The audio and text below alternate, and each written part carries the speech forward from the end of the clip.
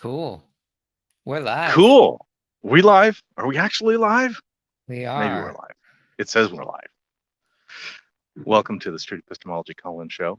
I've got here Diamond on the going one of these directions. I can't ever tell who's on whose side, so I'll just do that. I was about to give you a high five and then you moved. I just want to Now mess you up. That's you let me be producer. You left it. It's like swing and a miss. It's your fault. You gave me the tool. That's right. That's right. Hello, Methodologists. You are so welcome to call in. Just click on that link that's hopefully pinned. I don't know, is it pinned? Anyway, it's just above what you said. We would love to have you tell us, well, we could do regular street epistemology. You could tell us a claim, and we could ask you for your reasons for the claim and dig down to the epistemology and understand how you think and why you believe things. Or, well, you can do that to us.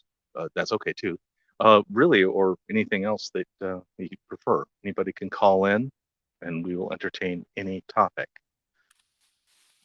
But wait, what if they're listening to the podcast right now and don't know when we're live? Maybe they think we're live and we're not. Right. If this is on the podcast later, we are usually doing this on 1 p.m. Pacific time on Saturdays. That's 4 p.m. Eastern U.S. time. And some other time in Europe. I'd have to look that up. Travis suggests round 2 of carnivory. Okay. We'll hold you in reserve. I'm going to give preference to people who haven't called in yet, but thank you, especially Travis. like Mathis. Yeah, exactly. Yeah, so if you're new to the show, as Dolly said, we like to investigate any claim at all. And yeah, sometimes people's claims bounce off each other. So sometimes our first guest can kind of set the tone for the show, but that doesn't mean that you can't switch topics. That's totally fine as well. Yeah, so one thing I was going to mention was also, of course, all of our perspectives are our own and we don't represent any one organization or anything, all of that disclaimer stuff. Yeah, standard disclaimer. We're independent. We're not professionals. We're doing this out in the street. And that's right. And yeah, we are not responsible for each other's words. There you go. I'm hardly even responsible for my own words. But yeah, this whole approach of asking people what they believe and why, and trying to explore people's understanding, I have been using it like a lot ever since I started SE, and just this morning I got an email from a politician, and actually no, a text message from a politician who's former mayor of a local city in Maryland, and said that they're looking for support. And the thing that caught me on this text message was at the very end of it said, "And yes, you're really talking to me." So of course I have to test this claim that they're really talking to me. And so I responded, "Hey, can you tell me when was the last time you changed your mind and why?" And oh, my favorite. It was yeah, it's a great question, right? And it was nice because this is the kind of thing I would love more politicians to respond to and show their approach to understanding things, and also show some flexibility, so I asked them this, and they actually responded. So they they first talked about deciding whether to wear heels this morning or not, which I loved, and explained, why they went with in the end. Oh, after realizing I didn't have that far to walk, I guess that was the decision to go with heels. But then in the political realm, she explained how she used to look at affordable housing through one lens of the approximate income, and then switch to looking at 30% of one's income as opposed to the average income.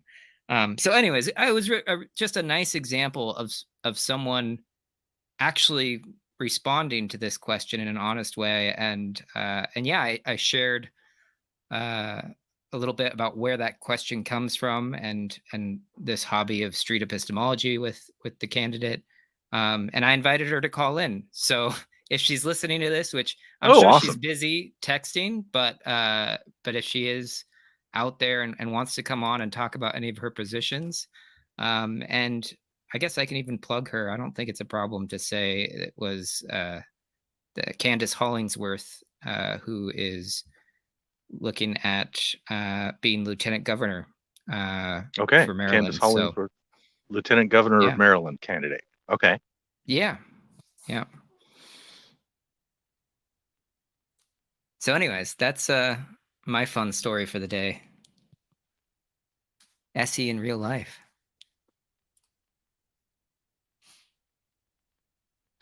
Okay, Peter, you're off the hook.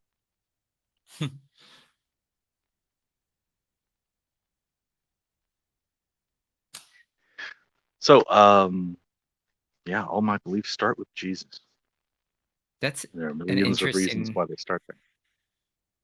When you say all, I'm not sure if that's like really what they mean. Do they really mean all their beliefs? Like when I think about Hmm. beliefs, there are so many beliefs, right? Or Yeah, is it just that it's like so core that like that's the first things that come to mind, sort of thing? I wonder, but I could um, argue that all my beliefs start with like a replacement or something on causa ergo sum. I could have a basis for all my beliefs that inform everything following once I've like rebooted my epistemology.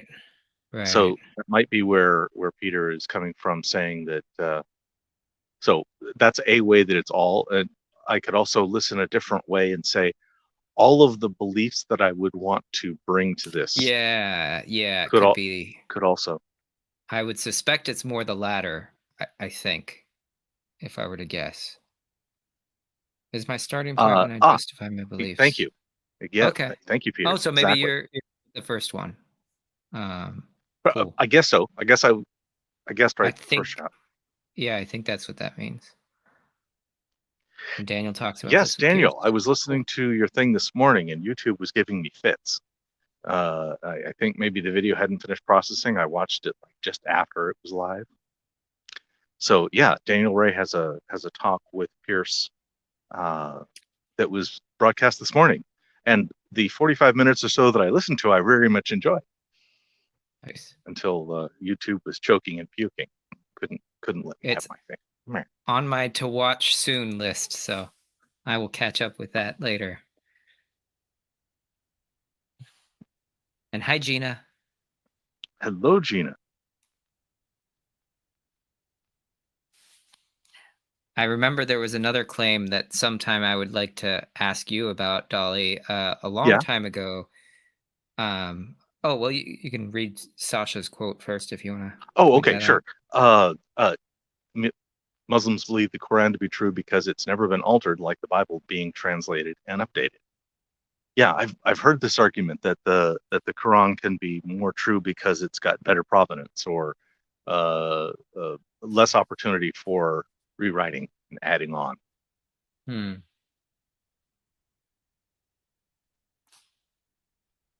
The claim I was wondering about, and we may or may not want to do it on this show because it's definitely really abstract and philosophical, I think, but it was the one where you talked about that you might be able to like believe in reality without any uh preconceptions or not Yeah, preconceptions. What is the word? yeah. Maybe uh-huh. I have no presuppositions. That's the word. Thank you. I have Presuppositions. no fundamental prior beliefs, and I can get there by. I'll try to do it in 2 paragraphs.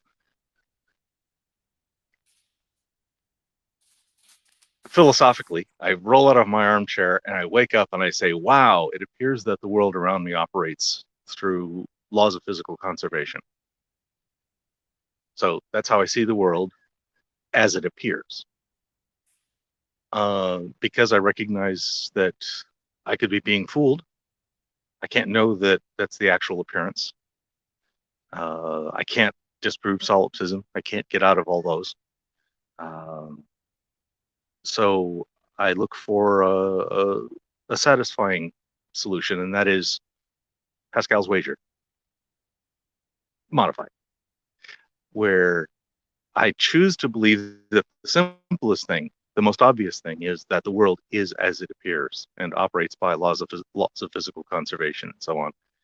Uh, and if I am open to any evidence to the contrary, are we in a simulation? Are we in the mind of God? Is there something else beyond our imagination that's the actual base reality? I want to stay really open to evidence of that. And until then, it would be an inappropriate strategy for me to lean a strategy toward any of those assumptions because I can't know what that is, and that's an infinite possibility. So my strategy for living is a methodological naturalism, if you will. That's the best strategy until I have information that could allow me to modify that strategy. So you said Pascal's wager. Did you mean Occam's razor, maybe? Or did you really No, mean I Pascal's literally wager? mean a Pascal's wager in the sense that Pascal's wager is the notion that you should believe a thing because of its the consequent in that you have infinite to gain and nothing to lose if you're wrong. In Okay, this right. case, I'm saying I'm trusting methodological naturalism because I have more to gain, not infinite. I have more to gain by treating physics as an engineer does, and looking at the world at face value, Hmm. than trying to modify that strategy towards some other reality uh, until I have good information about that reality. Wow. Okay. Thank you, Peter. Yeah, that's a lot to take in. And It's hey, weird. we have Inspire Reflection here too. Good to see you. That was a Hey. great show, by the way. If you haven't checked it out, if you're ever considering starting your own YouTube channel or going out in the street, Mm-hmm. Will's channel, Inspire Reflection, just posted a video yesterday on the tech you might want to use to go out and try this out in the world. Mm-hmm. And had a great conversation with Anthony and Reed about it. So you can check that out too. And good day, Nathan. I'm a big fan of digital gnosis. Thank you. Okay. Does anyone want to try calling in, or am I somehow ignoring somebody? I have this producer's tool in front of me, and I'm learning it. So Do somebody you might have know how snuck to in. add the banner? You could try adding the banner to invite people on the show. Oh, there's a banner There's a for promotion ticker, yeah. inviting. I'm gonna let him Promotion do it. ticker. Okay. We're gonna start the timer now. Something like Oh, this. there it is. That's it. You got it. Join the That's show it. by That's exactly it. clicking the Okay. StreamYard link in the chat. So, and this is the chat on YouTube. I don't think we're not streaming anywhere else right now, if I'm not mistaken, unless you're listening to the podcast later. Yeah, right. As far as I know, this is only going out on YouTube, on the Street Epistemology channel. Yeah. Oh, thank you, Nathan. I would love for you to call in. Hello, Reed. Welcome. I really appreciate Gorgeous Roddy Chrome's comment, just to Hello is not a clarify. belief claim. Yes. Yes. Indeed. Yeah, I think that Yes. this is one of the things that I found when I do the practice sessions, is it can be intimidating making a claim because you feel like you have to be like right and like you're defending it sometimes, like Mm-hmm. especially in public, and one of the things that I find myself doing a lot is almost thinking out loud with these things and just being willing to be wrong, and I Mm-hmm. think that that's okay too. And and Gigi knows this because we've I think in all of our conversations she gets me to think, and I'm like, oh, huh, I'm just constantly like revising my position. Um, so, and also my claims are often not as deep as a lot of the philosophical ones are, um, but I think that we do walk around with claims all the time, and it's it's helpful to think about how we know them in general. Even, and I think that even with the quote boring ones, that it can be at least illuminating for those who are in the conversation. It may not be Hmm. great for watching. It may not make good YouTube videos, um but I find it helpful personally. It certainly made me way more humble about what I think is true in the world. Um, yeah. I Yeah, like this. it teaches me to be less certain ongoingly. Mhm. Oh, sorry, I stepped on. That's okay. Yeah, no, I was agreeing with Will here that I'm almost certainly wrong about everything I Hmm. think. I just haven't yet been convinced of why. Yeah, And yeah, which particular one. Yeah. Um, yeah, yeah. and it is. Yeah. Go ahead. Oh, I was going to say it's a bit like that first principles talk about assuming that you're wrong, trying to become less wrong. Sometimes that's a question of Yeah. precision. Sometimes that's a question of actual viewpoint. And that really is like the nature of science, right? That we're Yeah, slowly approaching less wrong, right? That's yeah. kind of the goal. So, and I And guess then we get SE is stuck in a thing where we make no progress for a generation, and then all weird shit comes out of the woodwork. right, right. I'm pointing at string theory and things like that, but yeah, there it is. What does street epistemology mean? Well, epistemology, I'll define as uh, the study of how people come to believe and know things. Uh, a, my epistemology would be like my flow chart of how I process data and accept or reject things that affect my beliefs. And so I have a separate epistemology from Diamond, uh, for example. The Mm. street part means we're not doing it in the ivory tower. We're not doing it inside an academic setting. Academic epistemology is a very complex field in philosophy, whereas what we're talking about is in the pub, on the street, in the park, in the parlor, talking about how do we come to believe things. Um, for me, it's really important to believe correct things because I have believed incorrect things so much and made many, many embarrassingly bad choices Mhm. as a result. And I'm trying to make better choices, and I'm trying to, maybe model for my grandchildren better choices, things like that. Yeah, and I would add to that like from the perspective of being the change you want to see in the world, like if I want other people to consider ideas, I have to be willing to consider them myself. And so yeah, evaluating these things is so crucial. Um, there's another question in the comments from Sasha. Do we believe that it's important to ask people how certain they are of a claim on a scale of 0 to 1,000? Maybe 0 to 100. Either way, Yeah, is the I'm scale completely important? scale independent. I don't. I'm happy to accept numbers. I'm happy to accept words. I'm happy to accept anything where we can make a comparison later. Are you mostly sure? Whatever. Okay, so what is the goal of the scale for you in your conversations? I want to be able to measure whether I've had an impact Hmm. on them or me by comparing our confidence in the claim before and after. So Right. I have to take a measurement. I have to put a stick in the ground and say, you're this sure. Or if they are more sure or less sure, there's been an impact from the conversation. They could be the same sure and there could still be an impact. So there's is that a false negative? Anyway, the test isn't necessarily very sensitive, but the Mhm. idea that if somebody moves their confidence at all, it would be nice to know.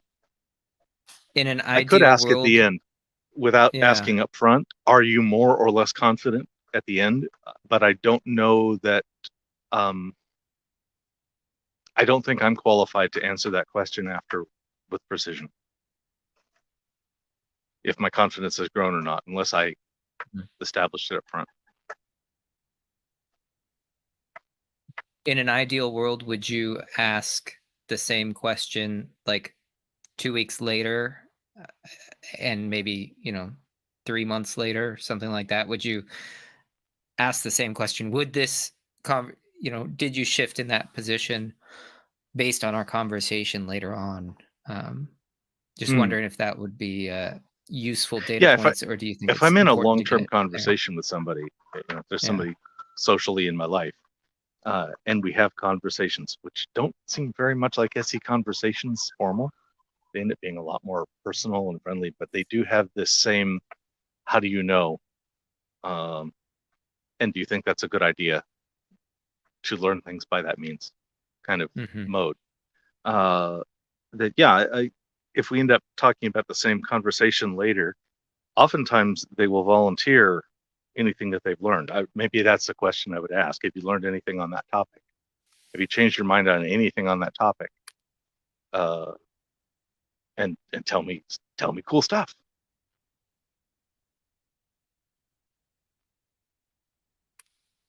Yeah, makes sense.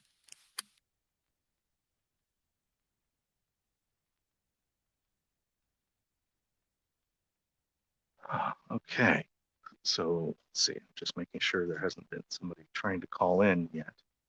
No, no, no. I am dogmatic with a confidence of 100%. How do you deal with people like me? As soon as you say that you're at 100%, I would start saying, I would want to establish whether that was a hyperbolic or an exaggeration. And so it would be, uh, can you think of anything that would move you one way or the other? Can you think of anything that could increase your confidence? And if so, should you leave room for that? And then there's questions like, and how far do you take that? Are you equally 100% confident that when I drop something, it will fall? Where do you see your confidence? Um, for me, I find it a little odd because my confidence scale doesn't go to 100%.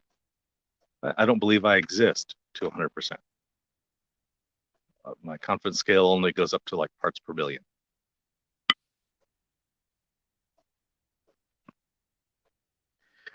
Confidence doesn't say anything about the beliefs themselves. Agreed. This is only your confidence that you think the belief is true that we are talking about.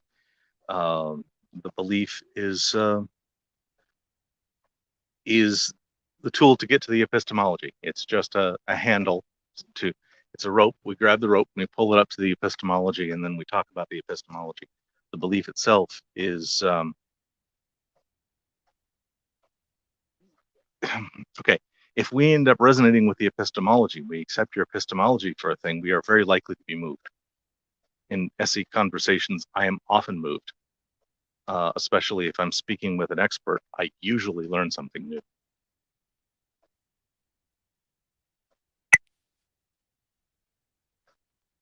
Absolutely. Settle for one part in a million. Okay, no problem. I think of that as about sigma 5, but I'm just using math terms. We have our first caller, Oh Nathan, yes. I believe from Digital Hello Nathan. Gnosis. You wanna bring him on? Hello Nathan, welcome. How you doing? Doing very well.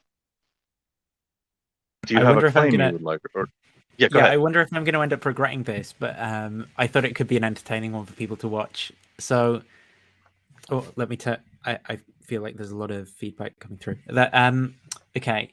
So, how about the claim that I should propose to my girlfriend to get married? Mm-hmm. Sure, I just sure, thought sure. that would be interesting, right? We'll see. It could be really awkward or something, but we'll see where it goes. Sure, sure. It could be really I would let's first ask allow the that this question. could be completely hypothetical. Yeah. Is- I mean, So it's not. you are not Yeah. you are not required to anything with this. Go ahead, Diamond. I was going to say, at first, I would also ask, is there any chance that your girlfriend is listening in right now? Should we be concerned about that? There's possibly a chance. I mean, she's only in that room there, so she can probably hear Right. me through there. Okay. And is it a surprise proposal? Should we know about that?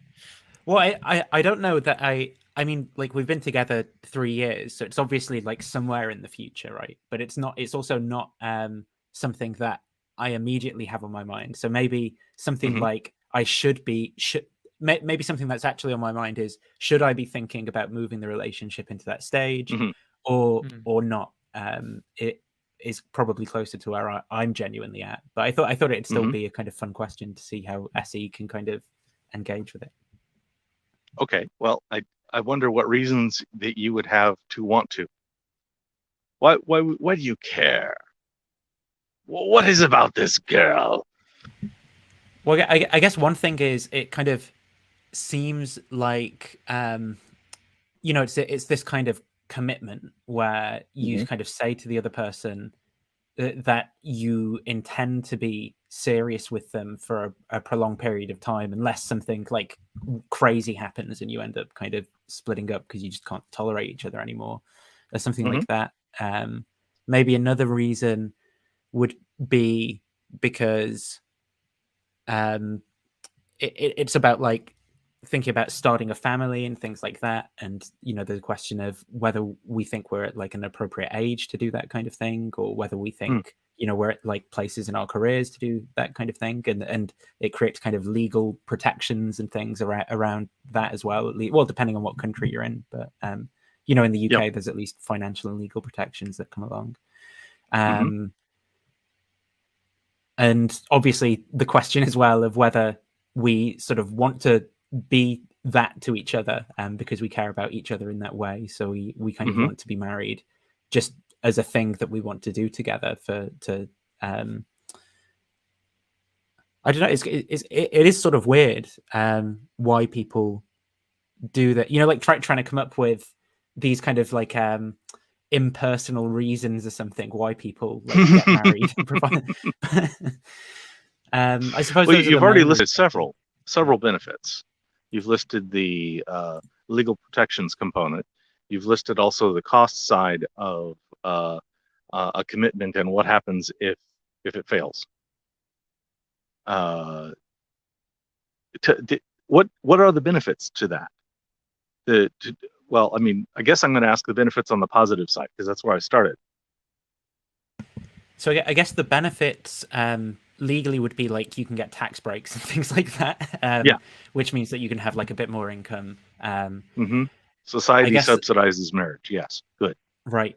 And then so financially it would be a benefit for me. And another benefit, I suppose, would be I think it mostly probably comes down to having kids and the idea of kind of making this declaration to each other. Making this declaration to each other that like we intend to be with each other legally and socially for like a long period of time to raise these children or something. So maybe it's kind of like dependent more upon this idea of like if we want to have kids in the relationship now or something. Yeah, so that sounds like a big deal. So tell me, what is the difference of kids? If you were married or intending to get married, would that change your and I'm going to get personal here, your sexual and birth control practices? I don't think it would. I don't think that act would change my birth control practices, but I think it would probably be the other way around. Like, suppose that contraception failed and there was a pregnancy, then I'd think about getting married at that point, I think. Or suppose we just mutually decided we wanted to like try to have a child right now, then I think marriage would be something that I'd want to do as well. So I don't think it would be like get married and then we'd have to change to try and have a kid. I think it would be more like, we'd be getting married because of that other reason. Right. Would getting married without that be better? Without the force of reason? If no pregnancy and you get married. Yeah, I don't know if it would be better. I think it would just be, I mean, I don't think there'd be as good reasons to do it, but I guess we could do it just as like this declaration of caring about one another or something, like and intending to like take each other really seriously forever or something, well, not like not forever, because obviously if one of us goes crazy, becomes abusive, or what, like any number of things that can happen, but Sure. but the intent is there, at least, with maybe some of Right. these clauses. Something like hoping for forever. Maybe. Right, maybe that. Yeah. Yeah. And of course, I mean forever in a narrow lifespan limit. yeah, for the rest of time. Yeah. Okay, so how about the downsides? What are the reasons away? You talked about the potential downside if you have to break up the marriage. Well, there's like divorce costs. There's what's there? Yeah, I guess costs of the wedding and things like that as well. Okay. Potentially a kind of social or psychological cost. So it could be, if you get married and it turns out to be the wrong thing, well, then afterwards you might either be kind of, traumatized from that psychologically, that you carry that into your next relationship in a way that you otherwise wouldn't. Or maybe socially, like other people might view you differently because you are someone who'd been married, as opposed to, like being on the marketplace, as it were, as someone who's not been married before. And so I think those could be like seen as downsides from a personal point of view, as well as, like the financial cost as well. Yeah. Okay. So there's apparently a significant financial investment that to some degree is at risk. There's the long-term societal on the positive side. Society promotes the marriage and hopes you try to make it permanent. Yes. Yeah.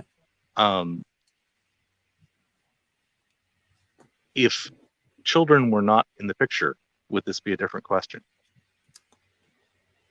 I think it's slightly different. Yeah. Like I definitely think for me, that's the strongest reason in favor of doing it. When you take that out, I kind of fail to see what having this extra kind of thing involved really does, like why do we need this kind of like legal stuff? Or because presumably we want to, like we're not in a relationship outside of marriage just for fun or whatever. Like it's still the real deal. It's not like I don't know, like all those caveats for when like you'd end a marriage, for example, about like if the relationship became toxic or abusive or whatever. I feel like they're just almost the same conditions in the case of being outside the marriage as well, which so it's just not clear to me what kind of the marriage changes. Maybe that, I mean, there's still that reason of the commitment to each other, but it seems like there's things like that you can do that aren't marriage as well. So maybe expressions of love in other ways, maybe like cool dates or whatever. Slightly different, but there's different ways to form socially obvious partnerships with different restrictions. Right. So far, everything I'm hearing is unselfish. I can apply the rules to you or her equally. Okay. It's all everything that you're saying is benefits to both of you for the partnership, costs for both of you. So for a moment, would you get really selfish? Okay. And tell me about any benefits or costs that are you but not her. Well, I suppose, me but not her. I guess some of them that I was thinking of initially would kind of be both of us, like those psychological ones and things. Me specifically, okay. So, and this is specific to the relationship. I mean, it'd be like if we did get married, then it depends. I'd probably want a prenup for this reason, this very reason, right? To kind of make sure to get the screw motives out of my head. But like her extended family and stuff has like got money and things like that, so I could potentially, legally be have this kind of like wealth attached to me in some way or something, and that could be like a nice thing. And then I suppose if we weren't to get married, then that wouldn't be something that I would potentially have. And then also, her family's from Spain, so it means we go to Spain every so often, and we can like stay somewhere for free and stuff like that. So I wouldn't have that if we. Well, but you'd be joining this into is the family. Same. Yeah, exactly. Yeah, that's it. Yeah, that's right. Uh-huh. It's like the idea of being in the family rather than some kind of like person or something like that. You know? Yeah. That seems pretty cool. How about on her side? Could you put her hat on and be selfish from on her her side. behalf? Yeah. So she gets to be with a mentally unstable boyfriend. I guess she knows that I intend to have children and have these kind of moral ideas around like duty and fatherhood and stuff. So so from the idea of her wanting to have a family, she knows that I'm not the kind of guy that would sort of like want to mess that up if we did do that. Whereas I don't know, maybe that's more of a risk if you don't know what you're going into in a relationship or getting older. So she's known you for a while. Yeah, exactly. She's known you for longer than I have. Right. Yeah. So Nathan, we probably need to wrap up in a minute, Okay. but if you want, I could create a poll if you want me to poll the audience and ask them. Yes, I don't think I'll do it on that basis. Yeah, you can. Yeah, you can right, do it. I don't right. think I'll do it on that basis, but yeah. None of this is normative. You are not obligated. Yeah. So simply put, the kind of things that you are considering, do you think these are appropriate reasons to make a choice like this? Are those? You haven't mentioned romantic love once. I do think that romantic love should be like the reason for being in a relationship, and the marriage is like just this. Marriage to me seems to be mostly like a kind of legal thing to do with like joining families and having children and stuff. And I can't see how romantic love like is a good reason to get married, because it seems like marriage just the relationship stays the same, right, in like all other respects, but then it's just wrapped in like a kind of legal thing, except from I mean maybe you could say about the kind of declaration to each other thing, but yeah, it's kind of weird as well, because the declaration thing is like saying, well, legally I've made it a bit more difficult for us to split up or whatever, which is like this extra safety net for having kids and things. But it seems like I said before, the conditions for splitting up should be the same, like in the marriage and the relationship. Like it shouldn't be, oh, he hit me a few times, but now we're married, I've got to put up with that. So there's something. So I want to ask the questions out of order and go way meta. Okay. How confident are you that this set of reasons that you're using are appropriate reasons, and that using only these reasons, you could come to a reliably good choice? I'm like 85% confident, 80, 85, somewhere in that range. Yeah. And then, because I didn't ask before, has this conversation moved you up or down at all in that confidence? Putting these reasons into shape.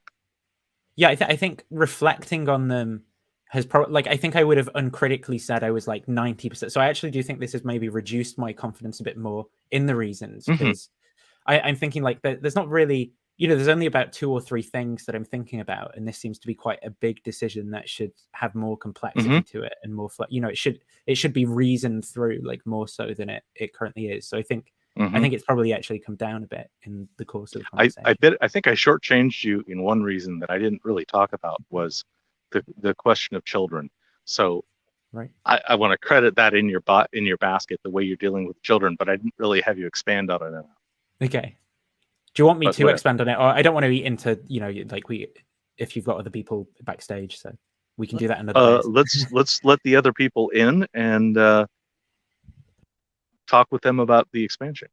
Actually, Matt was on first, so I hate to. Well, Matt is in. If he lights up his screen and unmutes. Yeah, I'm here. Yep. There you are. He's in. Good.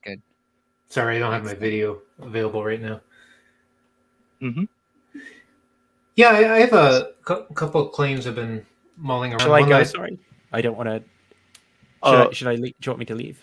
Yeah, I did. I wasn't asking you to leave. I actually thought I would like you to give a paragraph or two on the children thing, and then end as you like.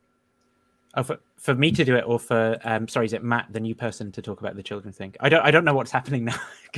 Sorry, I brought the other people in case they wanted to ask further questions on the same topic, and okay, then we I can see. jump to I their understand. topics. Oh, yeah. There was one question I'd be interested in asking Nathan while I'm here.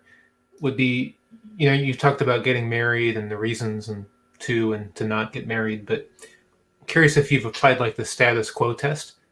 Like, if you were married, what situation would you have to be in to consider becoming single? Like, would you choose to be single if you were married?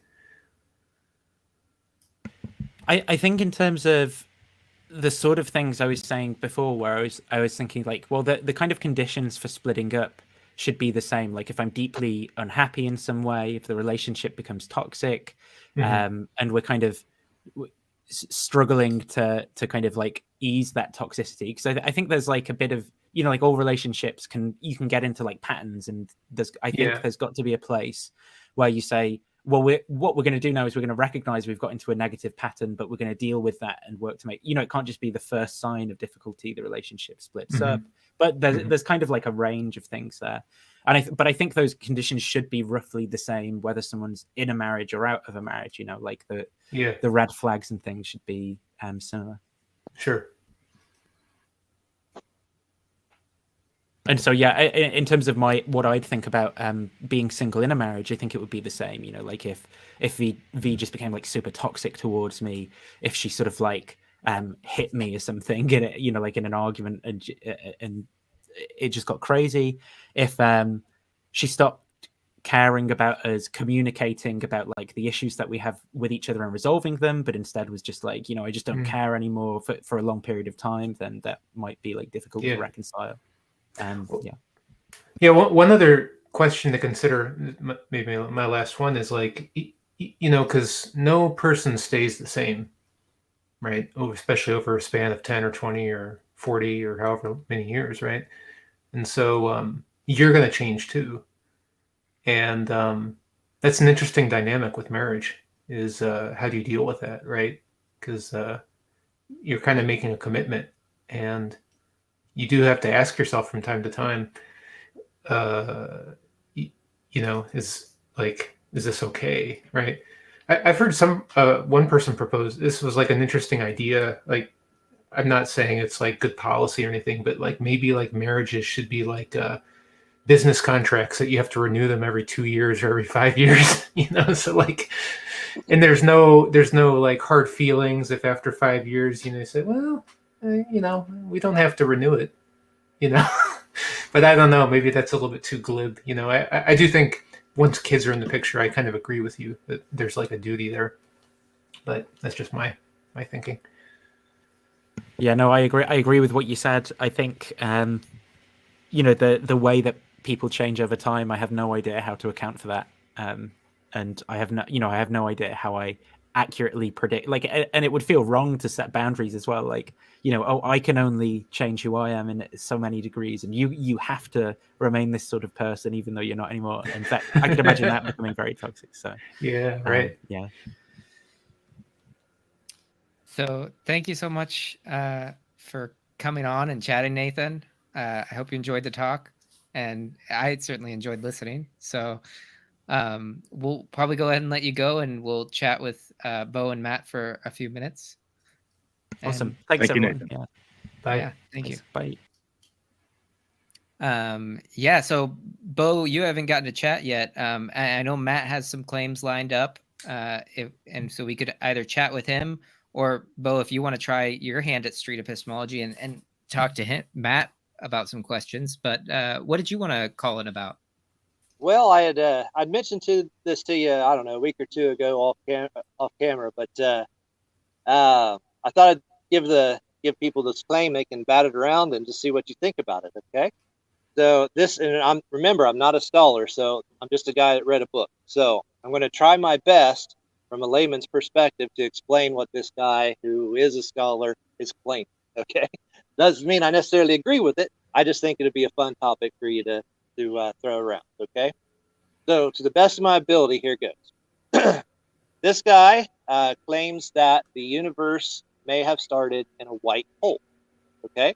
So instead of a Big Bang per se, that it's the opposite of a black hole, so it has an event horizon like a black hole. So all the matter in the universe is in that hole. Let me And then, pause you before.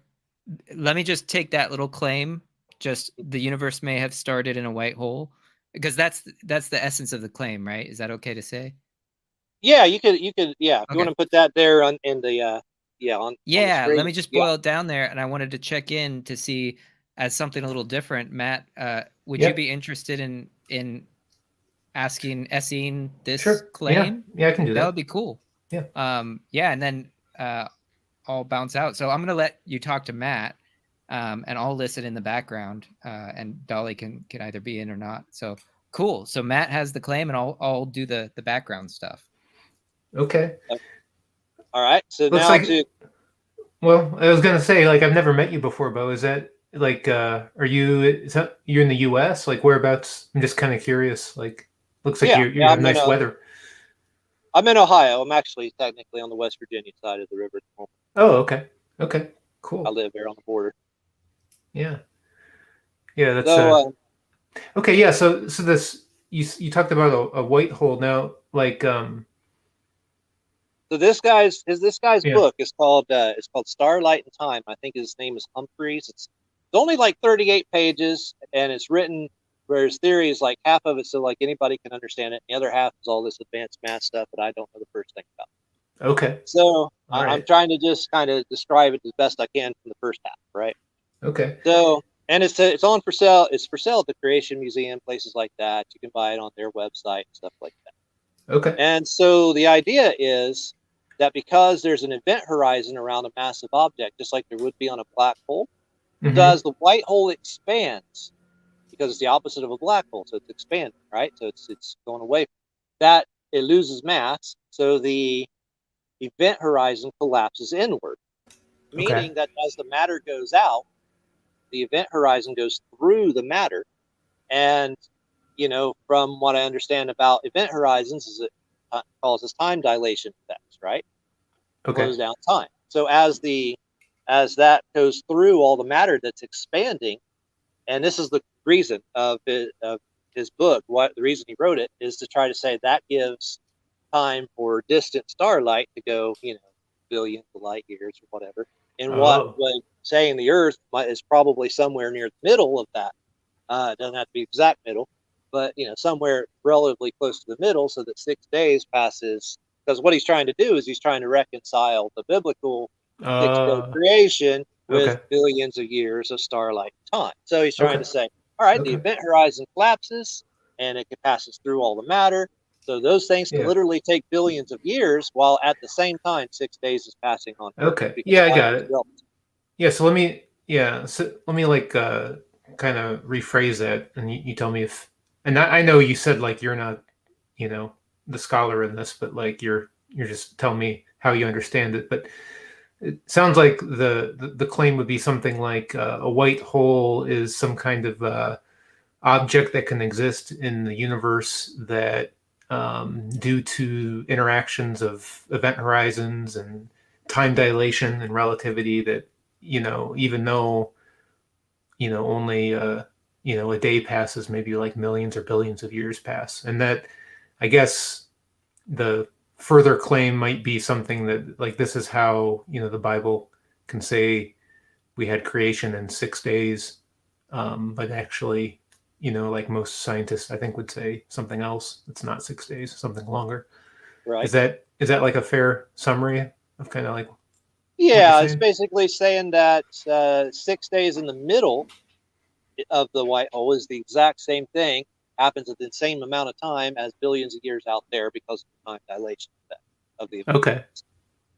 So like, is this could I ask before like I ask about the reasons or whatnot, I'm curious, like, is this like how important is this belief or this claim to you? Like, is this like something you're very interested in, or have you been interested in? It's more of a curiosity now, but because I don't know how it all went down. But yeah, in the past, I would have said that's probably the best theory. My views have changed exponentially in the last couple years, but for a Okay. whole lot of other reasons. But yeah, Okay. at one step, I went to Hiles Anderson, so that's my back. Okay. That crazy place for way too long. Okay. But I denounce that now. Okay, so the like if hypothetically, if we were to find out that this claim weren't true, right? That like I don't know what evidence it would take or what you would consider to be good evidence, but if you were like you're like, oh yeah, this claim is like completely wrong, it's at odds. Like would this change anything in your life, do you think? No, it would just be an alternative explanation. I'm just trying to figure out what probably happened. So Okay. I don't care. I don't care what happened. I mean, I care in the sense that I'm curious. Okay. But Okay. not as it like would. I don't have any identity wrapped up in it. Okay. Like okay. I used to. Yeah, yeah, right. No, I get what you're saying. Okay. That's yeah, I respect that. It's hard, everyone I think has beliefs that can get tied up in their identities, so it's nice to, uh acknowledge it and try to not, I think that's a positive thing personally. But Sure. but okay, so I think I get what you're saying with the white hole now. It sounds like if I heard you correctly, the main reason that you think this might be true is this book, right? That this person Yeah. wrote? Oh, yeah. It's just just that one guy's theory. Yeah. Okay. Is I was going to ask, like, is I don't know anything about the author or anything. Like, is he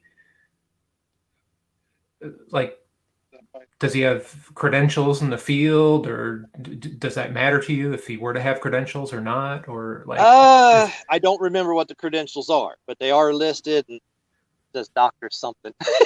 I don't even remember. I don't have the book in front. It's been a while since I read it. It's on my bookshelf at home.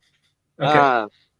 But yeah, and I know he knows all the advanced math that I can't even put the words on what kind of math it is. That's my math levels are pretty low. But oh yeah, you're right. So if he was writing all the math, it seems like maybe he knows something about something, right? Yeah, right. So he at least seems to know how to do that kind of stuff. So okay. I'm curious, like, and I don't, but like, and maybe I could also ask, like, just roughly speaking, like, how certain are you that this claim could be true? Like, I would put it up there with all the other claims as just sort of, equal possibilities, just, in the theoretical realm, Oh, it's just sort of like a theory, I guess, or yeah. just I don't even know, that may not be the right classification for his idea as a theory. Maybe that's too advanced. Well, maybe like let me. Hypothetical. Okay, let me ask the question a little bit differently. Like, how certain would you be that the theory of gravitation is true? Oh, 100% or 99%. I guess anything could be wrong. Okay, and how confident would you be that this theory is true, do you think? Let's say there's 50 theories, I would give it a 1 in 50. I don't know how many theories there are. Okay. If there's 10 theories, I'd say 1 in 10. So, okay. There's 5 theories, I'd say 1 in 5. Yeah, no, that makes sense. Okay, so kind of low, but it's possible, right? Like 2%. Yeah. Okay. So like, what do you think like would be? Sounds like the main evidence is the book. Like, what do you think would be better evidence, or like what would like what would move you from like 1 in 50 to 1 in 3, say? I don't know that it's even whether or not it's possible to observe a white hole. That could be something that would only existed at the beginning, perhaps.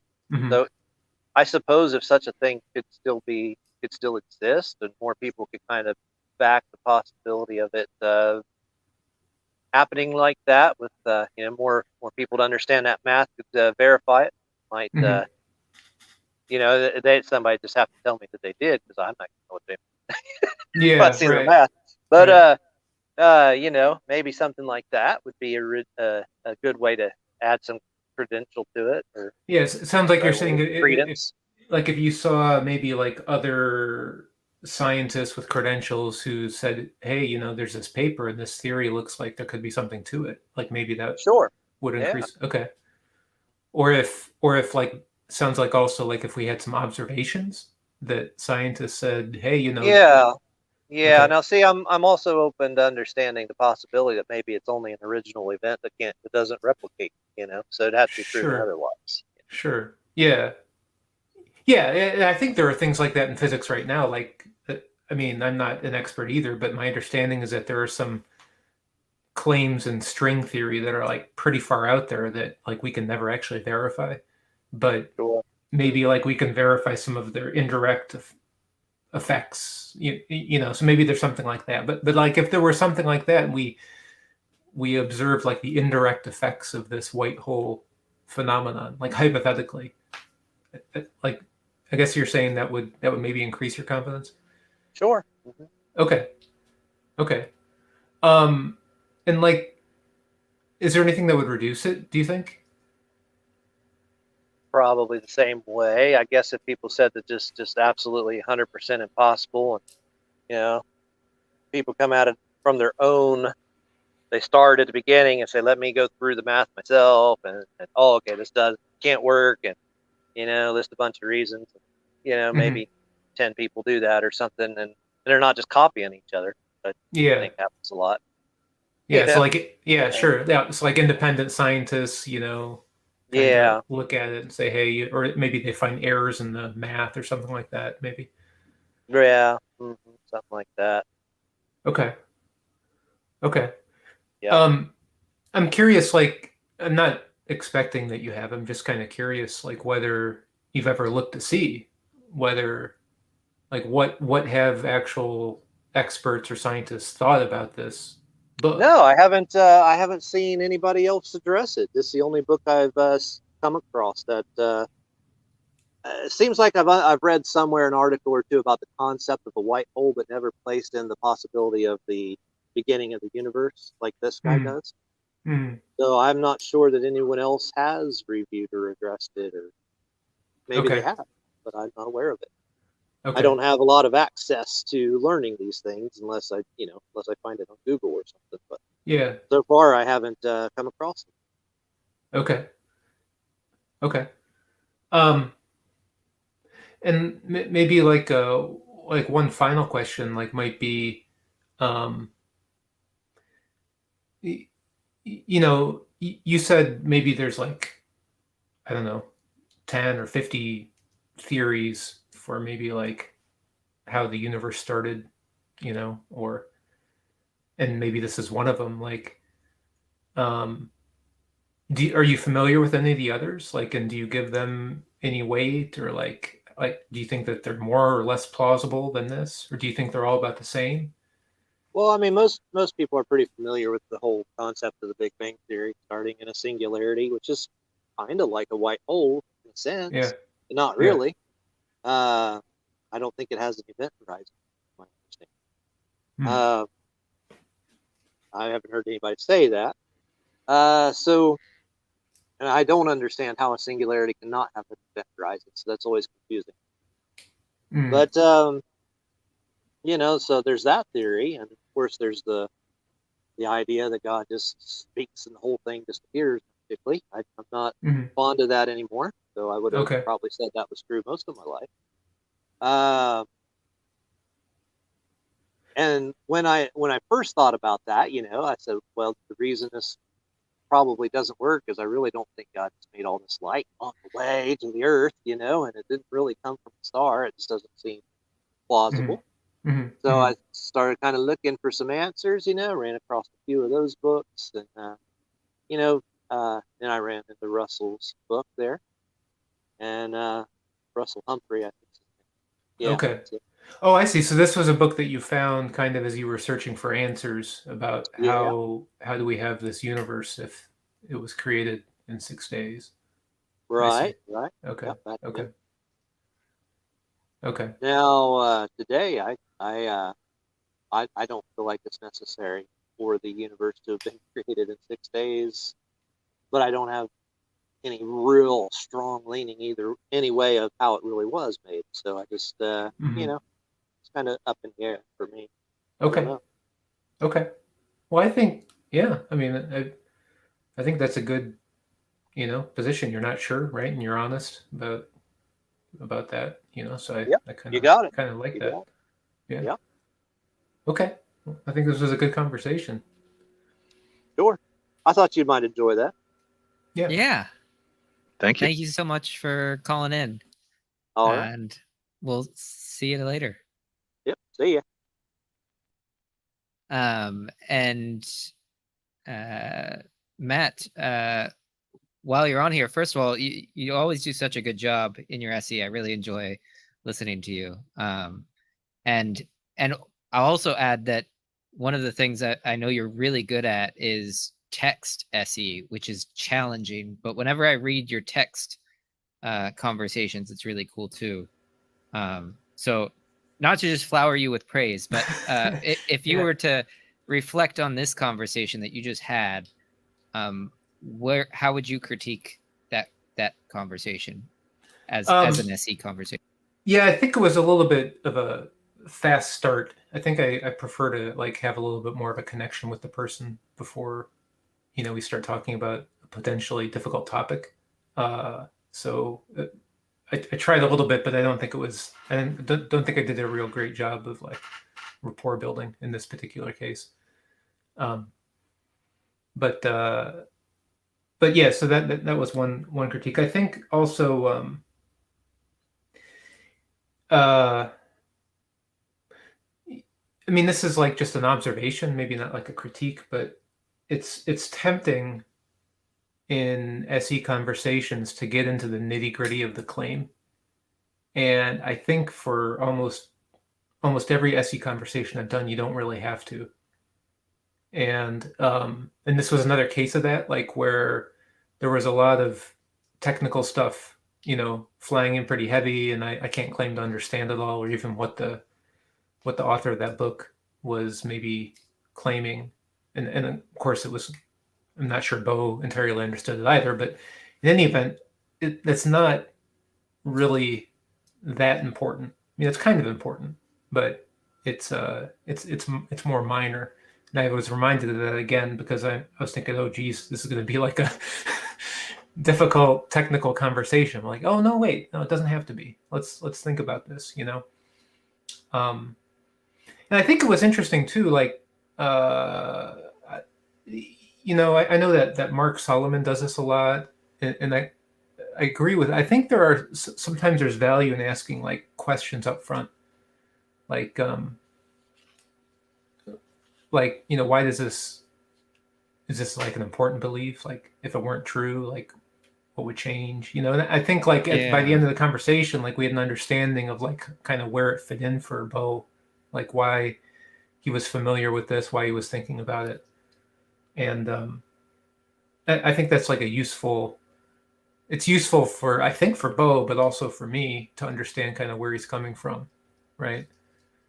So yeah, that's an interesting observation. I in terms of critique, like I think I don't know. I was in the conversation, so I like wasn't paying attention to each and everything I asked. It's like it's hard to like look back, like what did I say? I even forget some of the questions I asked. But I guess I think the key question is kind of like, how certain are you? And I've become a fan of like this, because like a lot of people, well, not a lot of people, but sometimes you like run into people who you have an SE conversation with, and they'll say, you might ask them, well, how confident are you? And they say, well, I can't put a number. I'm like, that's fine. I don't need a number. And they're like, well, I don't know. It could be true. Could not be true.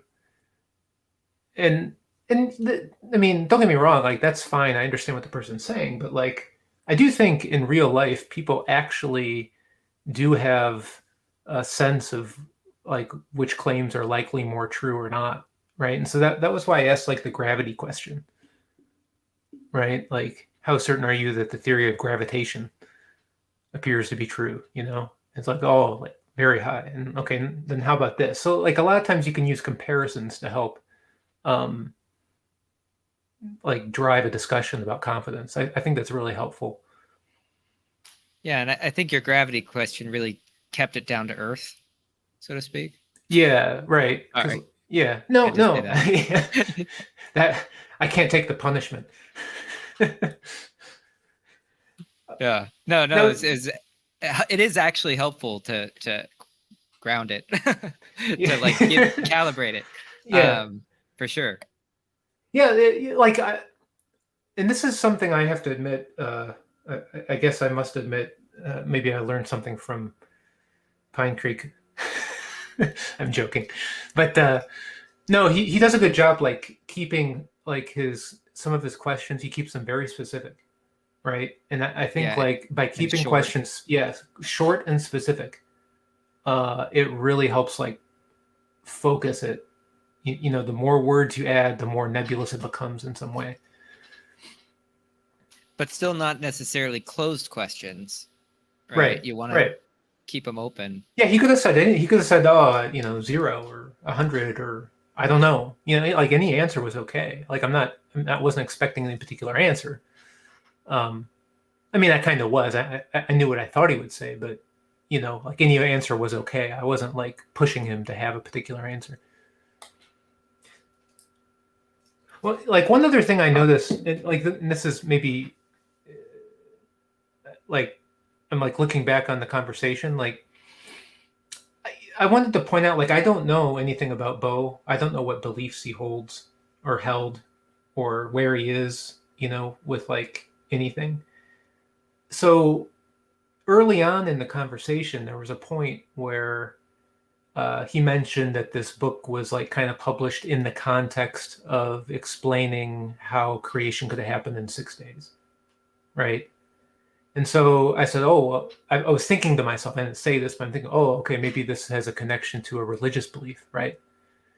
So then I said, oh, okay. So then like in a later question, I asked him, oh, so I guess this book is proposing a way by which the universe was created in 6 days, and it would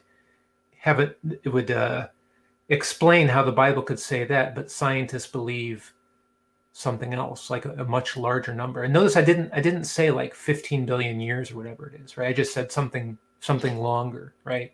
Because I didn't want to like try to make a counterclaim if he has a religious belief, right? I just wanted to. So it's like I think it's important to be like neutral about those kinds of things, and not you deliberately try to not take a stand, It's kind of like, is that what you would describe as shooting the messenger? Is that the jargony term, or not quite? Yeah, shooting the messenger, or just like making sure you're not like trying to like making it so that it would be difficult for the person you're talking with to know what your position is.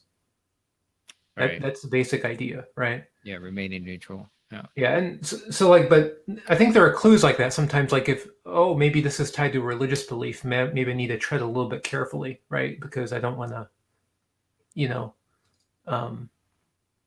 maybe I have a different religious belief than he does, or maybe we have the same. I don't know.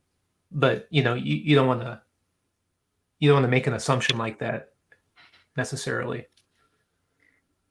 because of the possibility of putting up defenses, right, or losing rapport. That sort of thing. Yeah, right. Cool. Yeah, I think that's good. Dolly, any thoughts?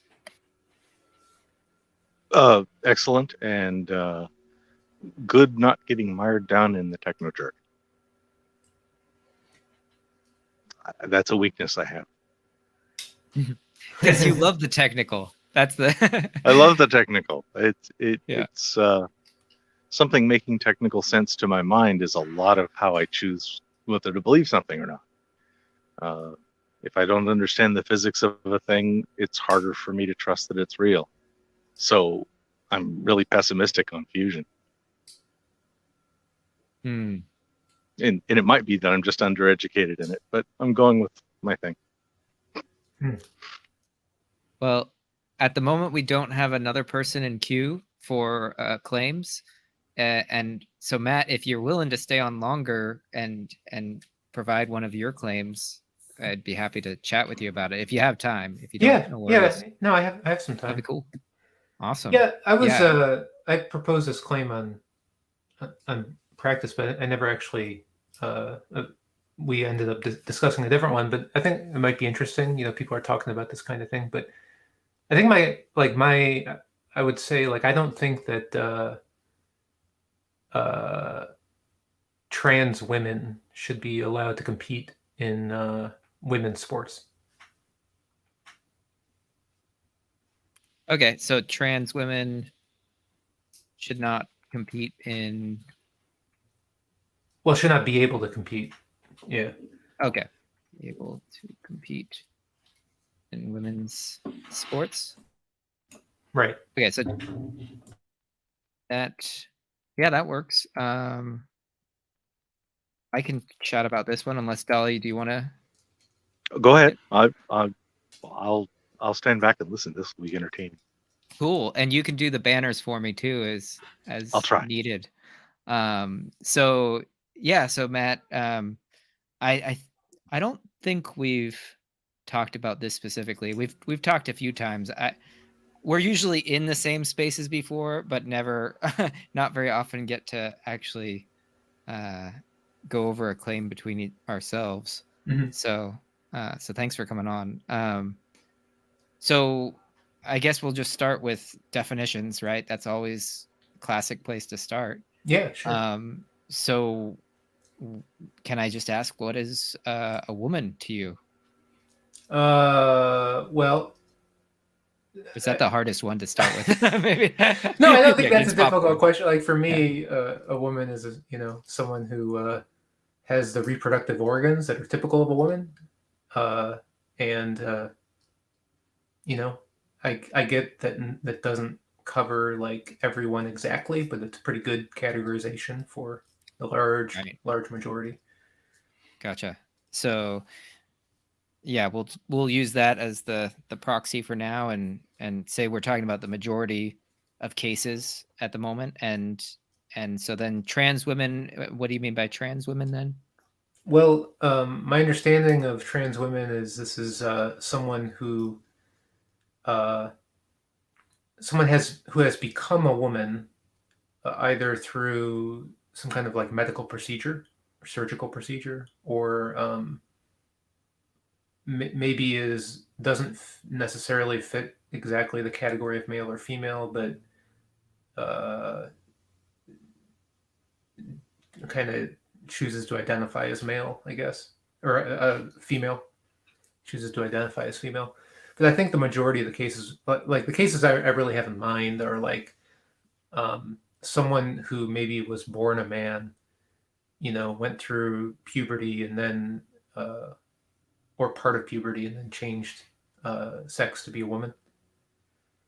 Gotcha. So yeah, I kind of heard two categories there of women that had gone through a procedure to become a woman, presumably with the definition of reproductive organs, and then versus identifying as a woman. Is that two separate categories? I'm not sure. Like, I think this is kind of a little bit fuzzy, and I don't have it clear. Like, I know there's a lot of talk about sex and gender, and I think most people will use the word gender when they mean the word sex. Like, but I don't know. There's some kind of distinction. I would just say that, like, where I'm really going with this, though, is that I don't think it's fair, because men on average have a lot of physical advantages, biological advantages in many sports compared to women. This is why we have men's sports and women's sports in many fields. So if someone, spends 20 years as a man and then becomes a woman, they're still in many cases, physiologically, they're still a man. They still have the bone density of a man. They still have the musculature of a man. They still have, and if you look at the differences between, say, men and women, like, let's just choose a sport, for example, like track and field. I believe it's true to say that a good high school athlete can run faster than the Olympic medalist woman in the 100-meter or 200-meter race. Mhm. Just like to kind of set, like, so there is, I mean, on average, there is a difference here, right? And so, like, my claim would be, like, we shouldn't allow it because they have this advantage, right? And it's the same argument that we have for, like, why we don't allow, say, like, doping in the Olympics, right? Like, why was Russia penalized for having this doping scheme with their cyclists or their team? It's because that would give them an unfair advantage, right? Like, at least that's the Right. principle. Yeah. So this idea of fairness, is that why you think we have separate gender categories for sports in general, or I guess that's kind of my question: is why do we have those? Well, I think we have those categories because we know that there are on average differences, and that, like, for example, if you were going to have men and women compete in the same tennis tournaments, I mean, I hate to say it, but like the men would crush the women because their serve speeds are like 30-40% faster than the women's. And that's like just a fact, And it's like just a fact that men are on average, like the fastest men in the world are way faster than the fastest women in the world. You look at marathon times. It's true there too. I think there's a man, he's a Kenyan, he's like just about at the 2-hour mark for the men's marathon. And I believe women are still many minutes behind that. So, Gotcha. yeah. I mean, if you're asking me why do we have men and women sports, I mean, I didn't set it up, but I presume it's because we want people to be able to compete kind of on an arena that they can win, Right, sort of their peers type thing. Right. Yeah. On that level. I gotcha. And in terms of like these categories, do you have a sense of like how many categories there should be? I mean, like if there were, like, because there can be lots of gradations, right? And Yeah. different categories could be broken down even smaller and smaller. So like, is there a clear way, and maybe there's not a clear way, but how do you see that categorization as what's a good method of determining those categories, I guess, is another way of asking this. I don't know. I think a good method might be men, women, and other.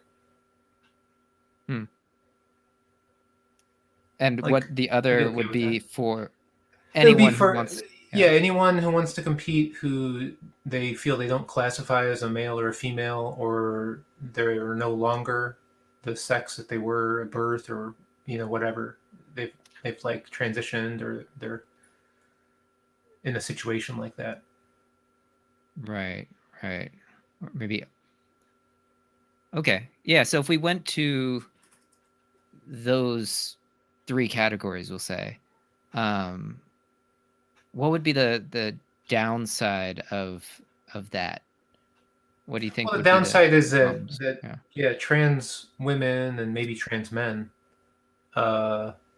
would not be able to compete in the men's division or in the women's division, and that would suck for them. But I think that's unfortunate, but I think that would be a better outcome for everyone. A better outcome? How? It would be a better outcome because, like, for example, I don't know, like a month or 2 ago, there was this swimming competition in Florida where this trans woman crushed all the women. And she had only just become a woman. She was, is my understanding, she had been like a man for most of her life. And she, like, not surprisingly, had a time similar to what a man would have swam. And it was way faster than the women. I don't think that's a tenable situation for sports, if Gotcha. that's going to be. And so I think a better solution is like we're not saying you can't play, we're not saying you can't compete, but like you won't be able to register in the women's division, right? If you have Right. transitioned. And so this would appear to be unfair to maybe the people watching the sport, like the audience, and No, maybe not just the to audience, but the participants. people actually competing, yeah, the participants. And Gotcha. the thing is, like, if 99% of people were trans, okay, Mhm. like we have to come up with a different solution. But it's Mm. more like 99%. I don't know what the percentage is, but it's like the vast majority of people are not, right? And so, like, are we gonna change all of sports, you know, for trans people, or are we going to, like, you know, try to keep the benefits that we have and come up with a workable solution for trans people who want to compete? And that, so I think, yeah. Okay, I gotcha. If the people who were the participants in the sport, and we'll put the audience aside for a moment. Pretend there's no audience and it's just a sport, just for the players, by the players, that sort of thing. If they did not see it as unfair, or the majority thought it was fair to have the trans athletes compete in a women's sport, would that be reasonable then to have them compete, or is there something more fundamental? It might be, like, you know, if, yeah, that would be something I'd really have to, it would make me reconsider. Like, if you could, if you like said, hey Matt, you know, and by the way, all these swimmers who were in this meet that lost to this trans woman, they're Mhm. all totally okay with it, and they're like, you know, they actually support it, and they think that this is great, this is what sports should be. Yeah, like I'd probably update my confidence somewhere. I don't think I'd go all the way the other way, but it would have an effect. I don't think that's Cool. the case, Yeah, though. yeah, right.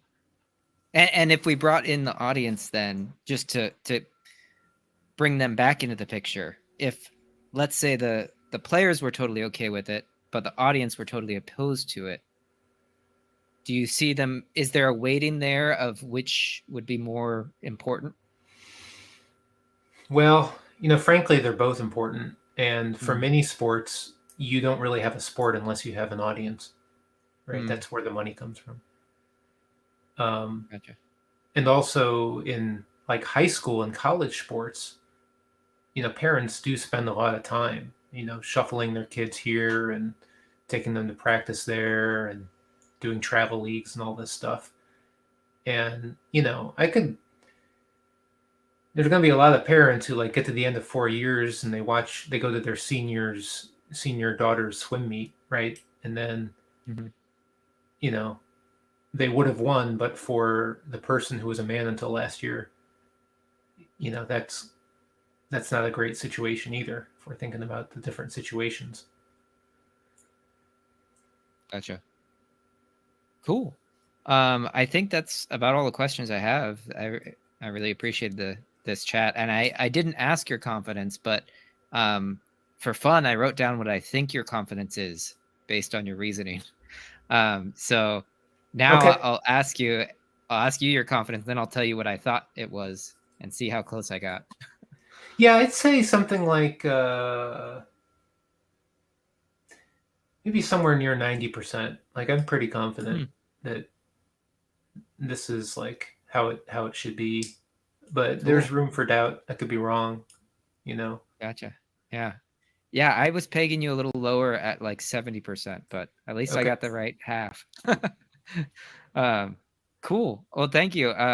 Dolly, did you have any questions you wanted to ask, or if we have questions in the audience we can pull in? Is there a compromise that would suit? I thought my proposal was a compromise, but maybe not. Your proposal is to create a third category? Yeah. That's open to anybody? Yeah. Is that correct? Yeah. Okay. Well, I mean, you could make it open to anyone, or possibly you could make it open only to people who've transitioned or don't fit male or female for one reason or another. Okay, Like, so you give them an isolated category. yeah. Okay. Is this effect equal across all sports? No, it depends on the event and the type of event. Are And there if, sports that you would have no concerns about the segregation of? yeah, I mean, possibly. Like, I can't think of one offhand, but if you could show me a sport where it's like men and women compete equally, and it's like a coin flip who wins, then yeah, I wouldn't be concerned about this. I can't think of a sport like that right now, though. Like chess or something. Yeah, well, Chess and chess is ultra not long a- distance running. yeah. Well, yeah. Well, no, even ultra long distance running, like it's not clear. Like I still think men have an advantage in that. Chess, I guess I don't know anything about. I don't know if there's any outcome difference relevant to, biological sex or not. But if there weren't, then yeah, it'd be like it doesn't matter. Like we don't need to have women's chess and men's chess. We'll just have chess. I'd be okay with that. We have There a was correction. Okay. Someone who actually knows this. Sure. Thinbox is known to me to be a competitor in competitive chess. So I trust Thinbox is correct. Oh, what is that person saying? What are they? Thinbox Dictator is known to me to be a competitive chess player on, with rankings. Okay. And But- they said chess, no. So there's a correction. Oh, meaning like there's a difference between men and women. Yeah, that I'm wrong about chess being Oh, okay. gender neutral or something. Yeah, someone asked a good question in the chat. They said, "What about trans men?" I think this is an interesting question Mhm. because you may notice that there are almost no cases you've heard of where we have a trans men trying to compete in men's sports. Right? Someone who was a woman until last year is now trying to compete in the men's 100 meter. It doesn't happen. I think this is my guess, right? The reason it doesn't happen is there's not an advantage to it, right? So you would be fine with them competing, trans men competing in men's sports, based on that would be fair still. Is that right? Well, not like that's a really good question. I don't know. I haven't thought about it, but like I guess it's like a moot point, right?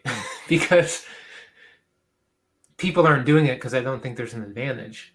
Now you're asking like on principle would I support it? I guess I'm not sure. I guess in principle no, because there's like still this difference between men and women in terms of their abilities in the sport. So my default position would be no, we shouldn't allow that either. But I guess it would be much less bad than the other case. Okay, thank you. Cool. There's another question from the audience. Is it likely there would be as much competition issues with strength, speed, etc., and the awkward drama within the binary teams? I'm not sure I understand the question. I think they're saying if there are these binary teams, Mm-hmm. would you get as much? Is it likely there would be as much competition issues with strength, speed, etc.? I'm having trouble parsing that as well. Sorry. Maybe we can ask for clarification. Or Dolly, do you have an interpretation on that? I don't. I don't. Pending I saw next, that it was on topic, but I didn't see. I didn't work. If you want to call in details and clarify, Sure. that would be great. Or you can just text us.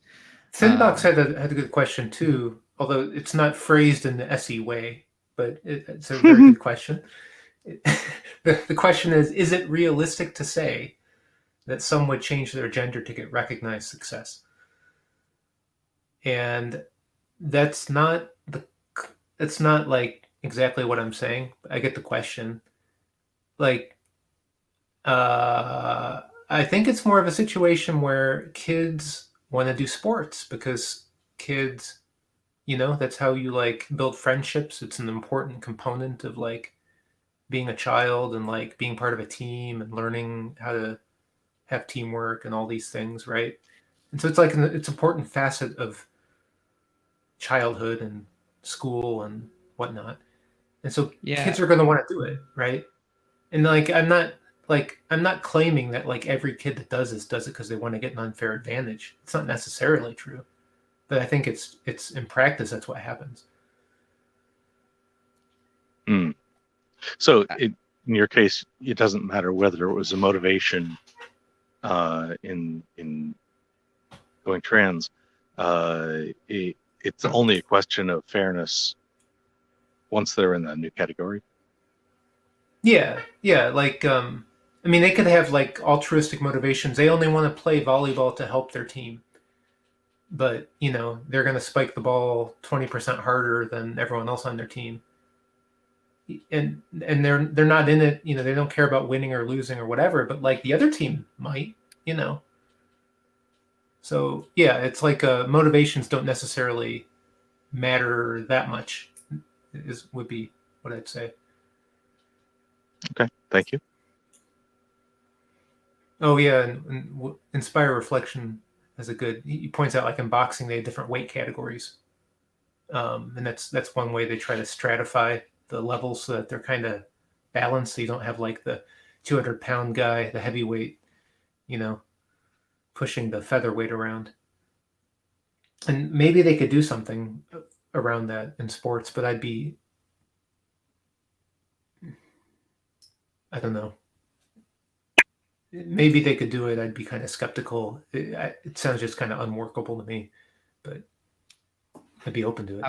I want to come back just for a moment to Thinbox's question, just to clarify why we wouldn't describe that as an SE style question and how it could be transformed into one, right? So I think the issue was that there's an implied assumption when you're asking, is it realistic to say that someone would change their gender to get recognized success?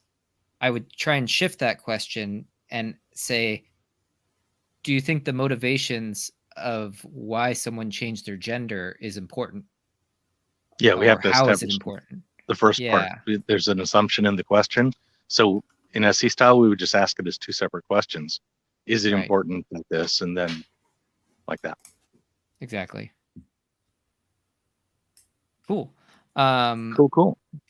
We're going to probably let you go now, Matt. Okay. Thank you for hanging out so long. Thank we you. have House of Comments is coming on with another claim. Sounds good. Or chat about science. So see you later, Matt. Okay. Bye.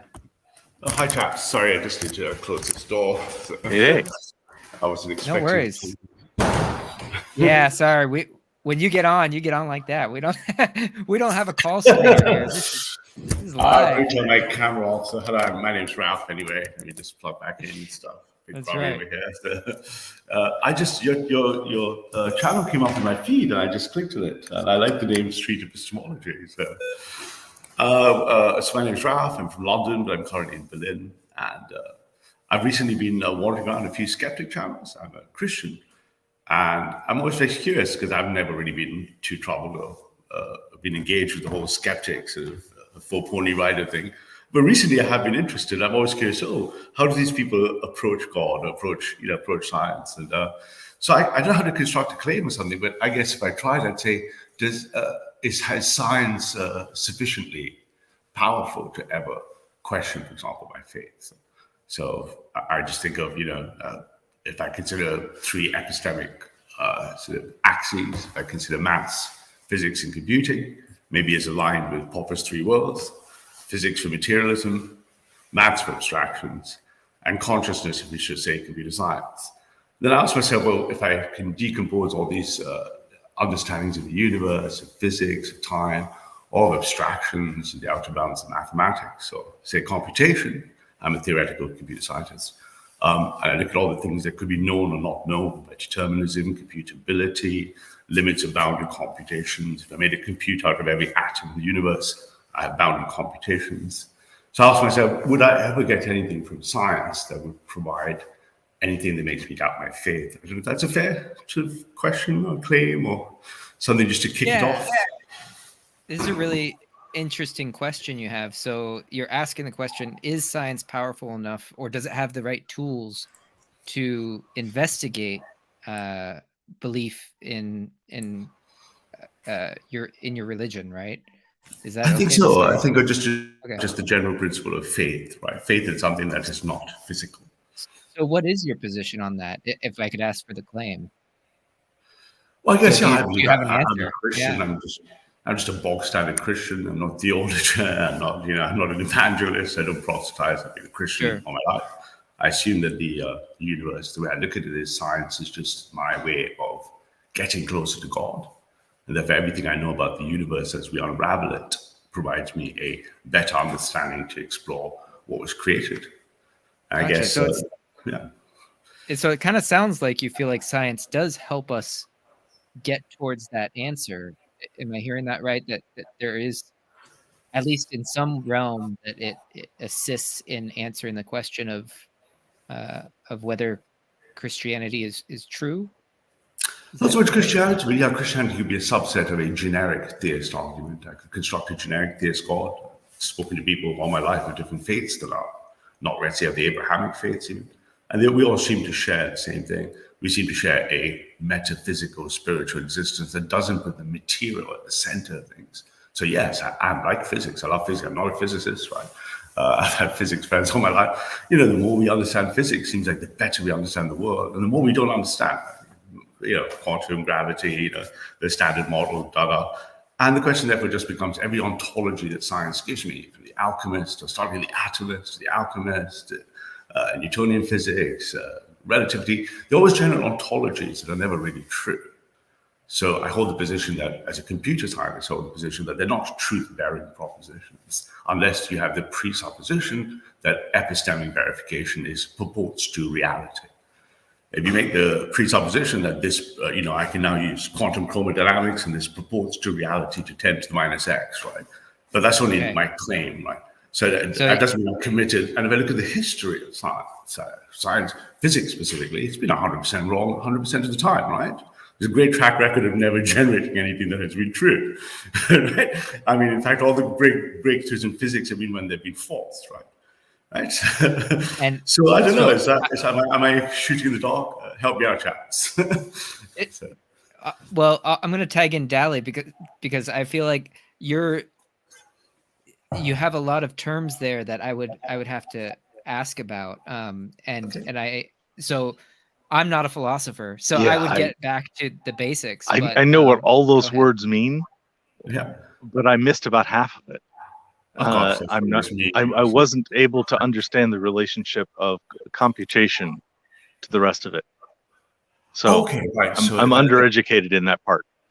I'm a theoretical computer scientist, so ever since Turing you're way past me on this one. Oh, it's really quite simple. If I was explaining, because I teach a lot of kids computer science, like young kids, just for fun. And if I teach them what's a computer, it's not really a machine. It's a computing idea that says, if there's physical stuff and I want to make an abstraction about it, let's take a simple example.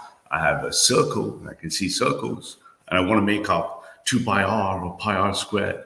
Then something must be computing that abstraction and reifying it again over time. That's a universal Turing machine.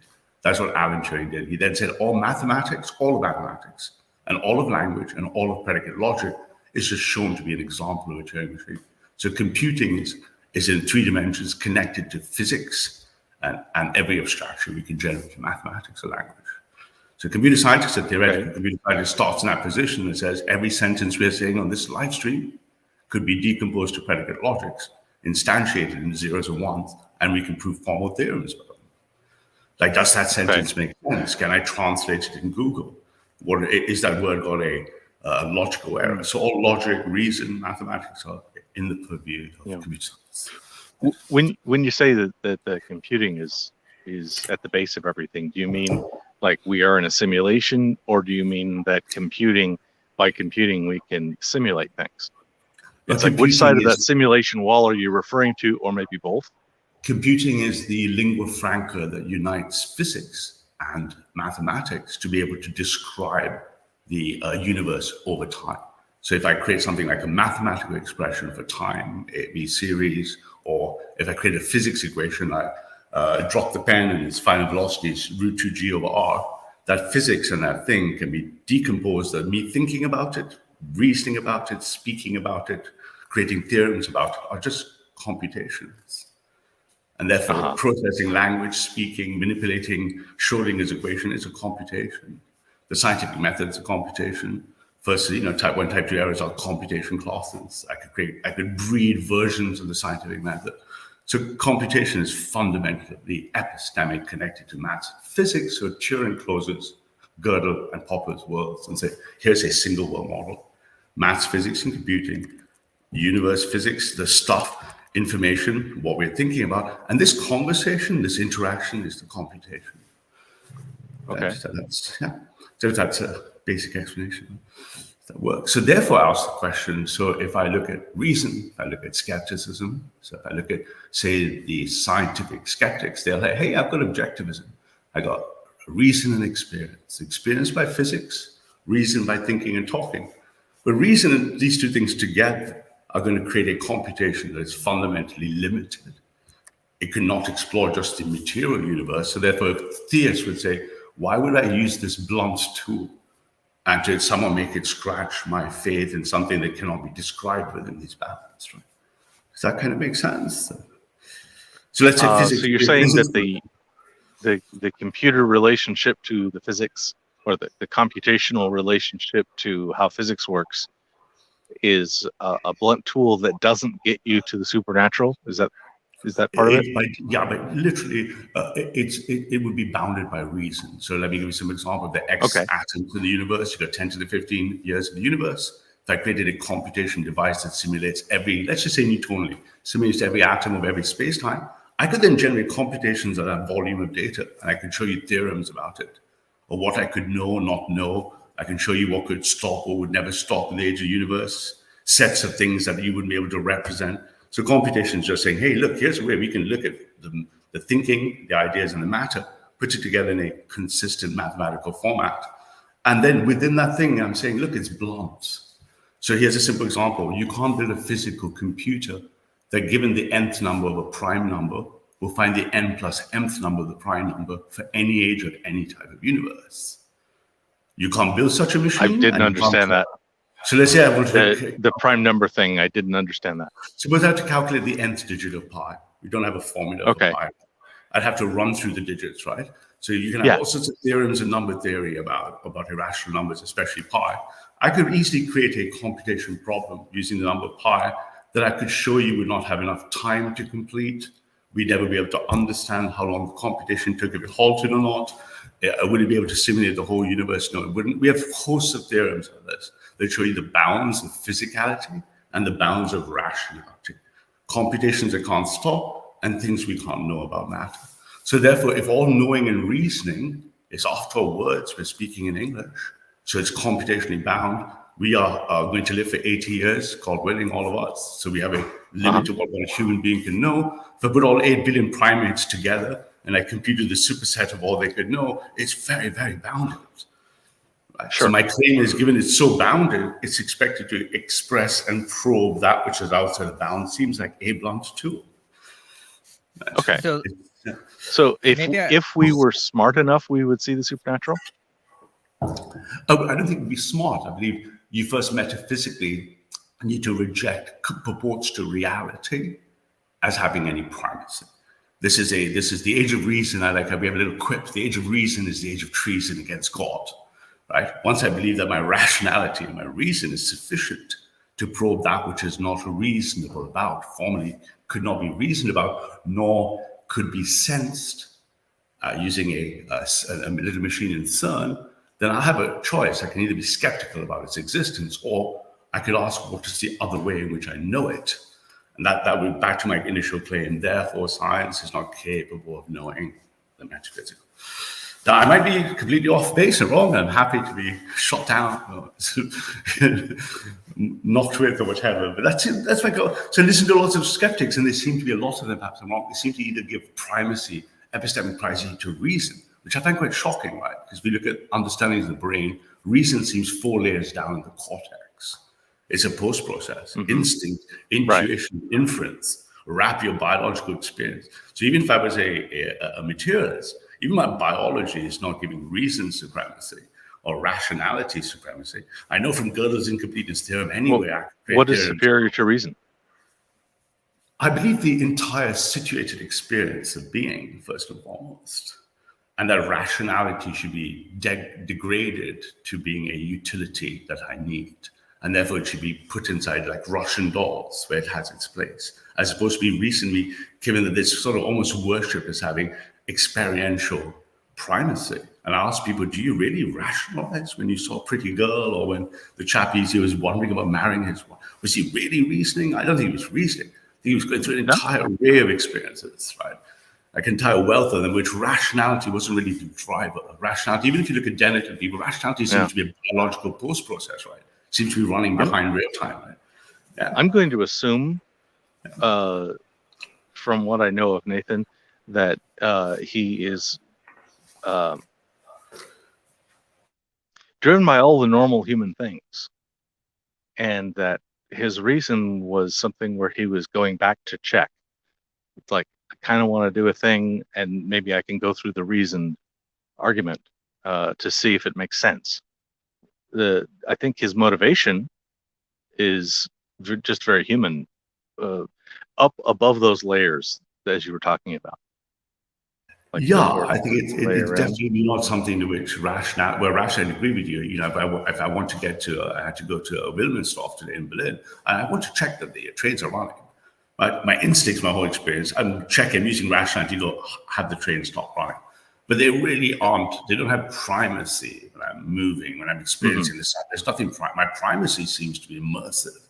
So therefore, the deepest level, if we're immersed in this physical universe for which we know, as for my first claim, science is insufficient to have descriptors for that experience. We know from Penrose and Hanrahan, we know consciousness is not a computation. We'll need constructed theory in physics or something even to describe anything from the neural hypothesis. We don't even know how to describe the thing you think is solipsistic. Right? You don't even know how to, we don't have a description for it, right? So we don't have a description of consciousness. I agree. Yeah, we could describe it because we know from Penrose et al. That it's not a computation. So the question is, what's its descriptive format? And we're not going to put it on a piece of paper. There's not going to be a Schrodinger's equation for it. It can't be described it's not a so if to be described, it must be a computation class. It's not a computation class.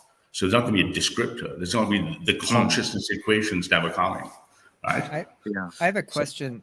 If I could interrupt just for a moment to come back to the claim, science is not capable of investigating the metaphysical. Do you think there are people that would disagree with that claim? And what do you think they would say? I think they would come at it saying that the only thing we've had in the history of science has been all these ontologies that purport to reality, and that because purporting to reality is my epistemic benchmark, I'm going to say science is better. If I point out to them as a scientist that the history of science has had a perfect track record of never giving us anything other than something that is useful, so therefore not truth-bearing, right? I mean, V equals square root 2 G over H if I drop my pen. It's not strictly true. It's an approximation, a Newtonian one, right? I haven't added the Lorentz transformation. It's good enough to do things like be a plumber, but there's no Lorentz transformation at that scale, so it's not really true. And you're telling us that, hey, we're operating with approximate models. That's all it's ever given. Basically, constantly not true. So basically, constantly not truth-bearing. And you're asking me just, they ask me to say, hey, because I've got something that's not true. Must truth be perfect to the last decimal? I don't think it can be. It's what I call the science of the gaps. Okay. So like I only know pi to like 5 or 6 digits. And some people know it to 100, but they're nowhere close, right? 358 97929. I can go for a while and get tired. I bet you could. Yeah. I'm sorry, I'm still a little unclear, and I'm sure this is me misunderstanding a little bit, but you're saying that the people that would disagree that say that science is the. I think you're saying that there's science. People who would support science would say that this is the best way of knowing things. Do you think they would disagree with the claim that science is not capable of investigating the metaphysical? Sorry, let me rephrase this question one more time. Do you think those people that would oppose this claim would say that science is capable of investigating the metaphysical? I wouldn't like to pigeonhole them. And I'm not like I said, for me, this is 6 to 9 months worth of, my primary interest is technology and politics. Gotcha. And they sort of actually cropped into this. And they seem to cluster on a couple of, they're either strong or weak versions of scientism, right? They'll either say it's the best way or the only way. And then in the narrow, broad dimension, they'll either say no, some will say no, science can never know the metaphysical, it's not testable, I can't verify it, I can't give it a novel testable hypothesis. Others will say, no, there's nothing we don't know that we'll know. They show epistemic confidence in the unknown. They say eventually we'll crack it all, including what you think is metaphysical, is ultimately going to have a materialistic explanation. So they deny it, if you like, the existence of the metaphysical is something they could attack. So it seems to be a different set of spectrum rules. So I'm not sure if I would like to caricature a single person or anything like that. It seems to be. Gotcha. They seem to be not the same type, right? Cool. Well, we should probably wrap up, I think. But I know, Dolly, you may have some more questions, but thanks sorry, I don't mean to interrupt you. No, I really appreciate Thank you coming on. Yeah. And come up with your next shows or something. Chat sure. a lovely evening. Thank you. You too. Take care of yourself. You've given us a lot to think over. I have plenty of papers to look up now. Good Lord. Sorry, I didn't mean to do that to you. No worries. I've got to chat. Bye. All right. Thank you. Yeah, that was interesting. There's a lot there. In terms of SE, I mean, I that's definitely not quite vanilla SE that we were doing there. We were getting away from the claim a little bit. I mean, it's hard sometimes. Tell me in what ways did we deviate from SE? I guess when I think of classical SE, you're trying to like narrow down on the claim and the reasons for the claim, and get to the methods for understanding that. And it felt, and maybe it was. I think we were attempting that. I was getting lost, and it was okay. Yeah, I think both of us ended up not being able to understand the claim in enough detail. Yeah, there was jargon in there that I couldn't trace back up, so I just have like an open spot in my listening. So I'm listening to that and go, and I've lost track. I'm listening carefully, but I'm not really getting it. So the difficulty here is I don't understand the reason. And if I were to ask, if I had a lot of time and a lot of patience on House of Comments part, I think I could step through and ask each question, like, how does this relate from here to here? I got you from here, I got you from here, what's the connection here? If there was a lot of time and patience for that, I could probably follow through. My goal is very much to understand the reason enough that I can understand the category of epistemology. I want to understand what is compelling to the interlocutor. I want to understand why they believe it, because for me, that is the most precious knowledge. The actual, what is the chemical formula for? I can look that up on Google. But the thing I can't look up on Google is, how can I trust this kind of evidence? Should I trust that kind of evidence? What is evidence for me? Google can't give me that. Google can point me to 1,000 people's opinions about that. And that's the thing that I think is really the most important. And in this case, I couldn't get there because I couldn't understand the reason presented. Partially because I think it was stuck in jargon I didn't understand. Right. And I'm blind to the rest. Yeah, I hear you. Well, we should probably go ahead and close out, I think. Do you want to announce the next show when people can call in next? Yes. If they want to Well, be I'll just live? say the next show on the same Bat Place and Bat Channel will probably be here next week at the same time, which is for me 1 p.m. Pacific time, and for Diamond it's in 4 p.m. Eastern time. I think 10 p.m. I heard Dottis tell me in Europe. Awesome. In one We're of going those to Europes. probably keep that going for a while, and we are trying another time frame as well. So we're going to double up for at least a little while, figure out what people like. 7 p.m. on Tuesday. That's 10 p.m. your time, and tomorrow in Heckingon for people in Europe. So that's our next show, Tuesday, 7 p.m. Kind of the same format. Please call in. We'd love to learn with you. Absolutely. Yeah. And so if you didn't get a chance to call in and you want to next week or on Tuesday, we'd be happy to have you. And we may have different hosts then. We do a call out for creators to jump on. Yeah, we and it have a just large depends on panel of availability. people who are qualified and welcome. And you can always stay on this channel too for an SE review show. Those pop up at more random times, but we do live reviews on this channel as well. So, yeah. Anything else? No, well, thank you. Cool. Been a great Yeah, show. thank you. This was fun. Thank you, audience, and for everyone who called in. Really appreciate it. Talk to y'all next week. Bye-bye.